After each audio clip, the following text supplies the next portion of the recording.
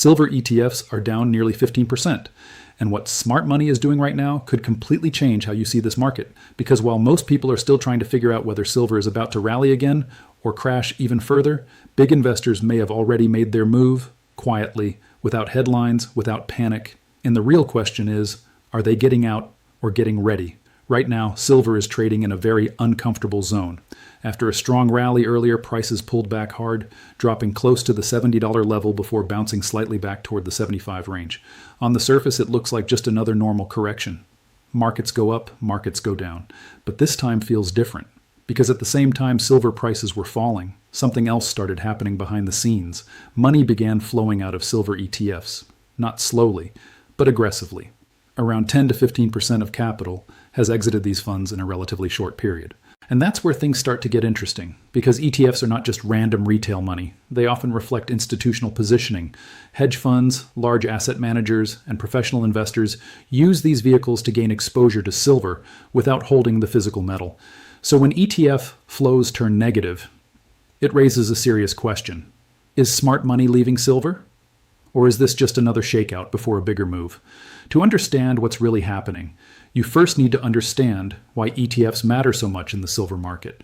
Think of ETFs as a bridge between traditional financial markets and commodities like silver.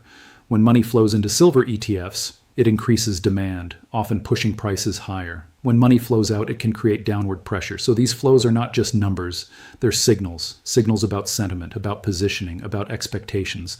And right now, that signal looks bearish. But here's the part most people don't realize. ETF outflows don't always mean the market is about to collapse. Sometimes they happen right before major turning points, and that's exactly why this moment is so important. Let's break down what could actually be driving this sudden exit from silver ETFs.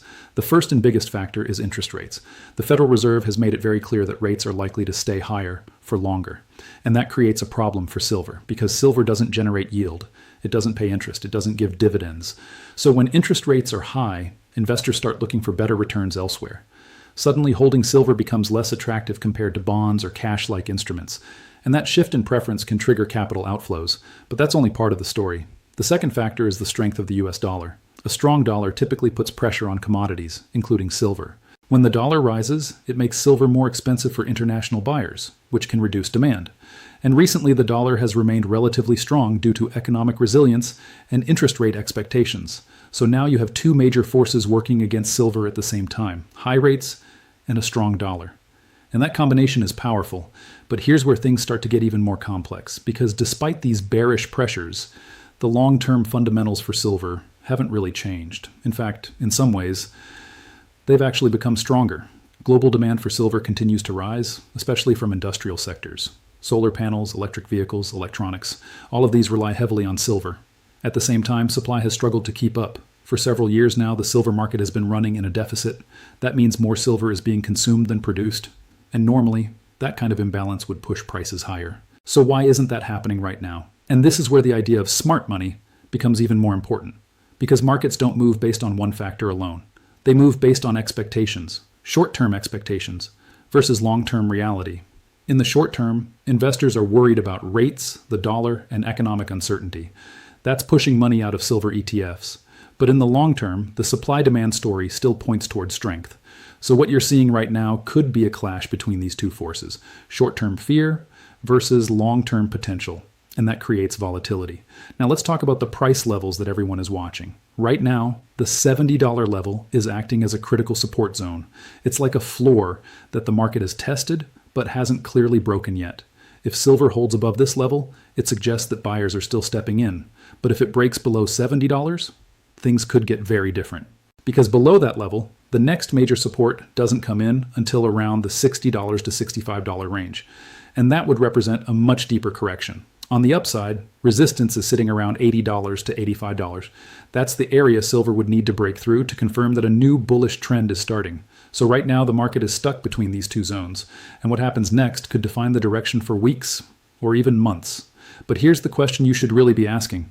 Why would smart money leave now if the long-term outlook is still strong? And this is where psychology comes into play. Large investors don't just react to fundamentals. They manage risk. They reposition. They rotate capital based on changing conditions. Sometimes they reduce exposure not because they think an asset is bad, but because they see better opportunities elsewhere in the short term. And sometimes they create the illusion of weakness before stepping back in at lower prices. So ETF outflows could mean one of two things. Either institutions are genuinely bearish on silver right now, or they are waiting for a better entry point. And that distinction is critical, because if it's the first scenario, silver could face more downside pressure. But if it's the second scenario, this could actually be a setup for the next big move higher. Now let's look ahead. What could happen next in the silver market? There are two main scenarios. The bullish scenario starts with stability. If silver manages to hold above $70 and gradually push higher, it could build momentum toward the $80 level. A breakout above $80 would likely attract new buyers and potentially drive prices toward $90 or even $100 over time. This scenario would likely be supported by a weaker dollar, easing rate expectations, or renewed geopolitical uncertainty. But there's also the bearish scenario. If selling pressure continues and silver breaks below $70, it could trigger a deeper move downward. In that case, the $60 to $65 zone becomes the next target. This scenario could be driven by continued ETF outflows, strong economic data supporting higher rates, or further strength in the dollar. And this is why the current moment is so important, because the market is not clearly trending in one direction. It's deciding, it's reacting, it's waiting. And during times like this, the biggest moves often come when least expected. So, is smart money leaving silver? The honest answer is not so simple. Yes, ETF outflows suggest that some institutional money is stepping back, but that doesn't automatically mean they are abandoning the market completely. It could mean they are adjusting, rebalancing, preparing. And in markets, preparation often comes before action. So instead of asking whether smart money is leaving, a better question might be, what are they preparing for? Because whatever that answer is, it could define the next major move in silver. And right now, all the pieces are in place. Volatility, uncertainty, conflicting signals, the kind of environment where big opportunities are created, but only for those who understand what's really happening beneath the surface. So keep your eyes on the key levels, watch the ETF flows, pay attention to the dollar and interest rates, because the next move in silver might not just be another small swing. It could be something much bigger. And by the time everyone realizes it, it might already be too late.